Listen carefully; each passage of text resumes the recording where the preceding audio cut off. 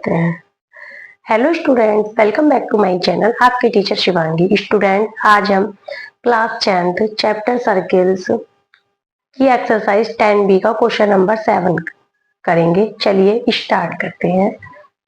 In the given figure O is the radius of circle. O क्या है? Circle की radius है। Find angle AQB। Angle AQB हमें students find करना है। Given that PA and PB are tangent to the circle and APB equal to 75 degree. Students हमें दे रखा है angle APB equal to 75 degree और ये हमारा क्वेश्चन मार्क है। अब देखिए APB मतलब 75 डिग्री। अब देखिए टेंजेंट से स्पर्श करती हुई जा रही है तो ये एंगल कितने का हुआ? 90 डिग्री का। ये भी 90 डिग्री का। ठीक है। अब आप एक बात बताइए, हमें बताना क्या है? हमें बताना है एंगल AQB। तो हमें इसके लिए पहले एंगल कैसे कौन सा चाहिए? C चाहिए, ACB चाहिए हमें पहले एंगल। तो आप देखिए APBC is a quadrilateral. APBC क्या है? क्वाड्रिलेटरल है APBC। तो हम स्टूडेंट्स पहले हमें पता है कि कितने का ऐड होता है? 360 डिग्री का। तो वी नो दैट, मैं देखिए स्टूडेंट्स आपको फिर से बता रही हूं, APBC is a quadrilateral. APBC is a quadrilateral. Quadrilateral तो angle APB plus angle ABC plus angle PAC plus angle ACB equal to 360 degree. अब देखिए स्टूडेंट्स APB कितना है? 75 डिग्री। PBC कितना है? 90 डिग्री। PAC कितना है? 90 डिग्री। ACB कितना है? हमने ACB को ACB ही मान लीजिए। ACB equal to 360 degree. 90 90 180, 180 और 70 255 डिग्री, 75 मतलब। Plus angle ACB equal to 360 degree. Angle ACB equal to 360 degree minus 255 degree equal to 10 में से 5 गए 5, 5 में से 5 गए 0 और 3 में से 2 गए 105 डिग्री।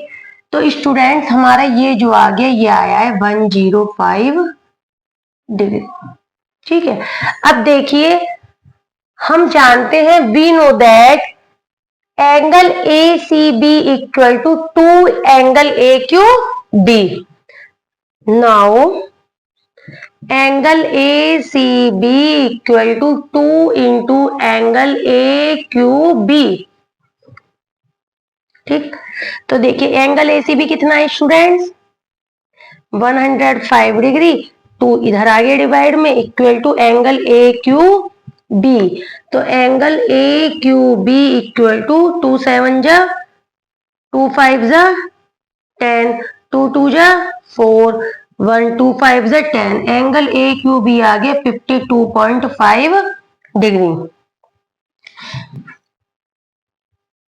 52.5 डिग्री।